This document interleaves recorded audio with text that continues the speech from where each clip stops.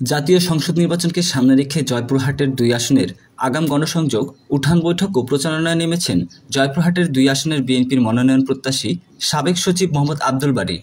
গতকাল সোমবার দিনব্যাপী জয়পুরহাটের কালাই উপজেলার উদয়পুর, মুসলিমগঞ্জ, বিনইল, টাকাহুত, নুনুস, দুধাইল, মান্দাই সহ প্রায় ১১টি গ্রাম ও হাটবাজারে ব্যাপক গণসংযোগ, উঠান বৈঠক ও প্রচারণা করেন মোহাম্মদ আব্দুল বারী।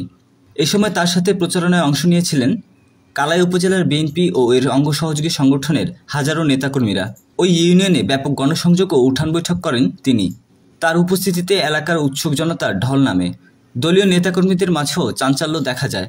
গণসংযোগ ও উঠান বৈঠককালে তারেক রহমানের ৩১ দফা উন্নয়ন ও সমৃদ্ধির ভিত্তিমূল তুলে ধরে আগামী সংসদ নির্বাচনে ধানের শীষ প্রতীকে ভোট দেওয়ার আহ্বান জানান জয়পুরহাট ২ আসনের বিএনপির মনোনয়ন প্রত্যাশী সাবেক সচিব মোহাম্মদ আব্দুল বারী।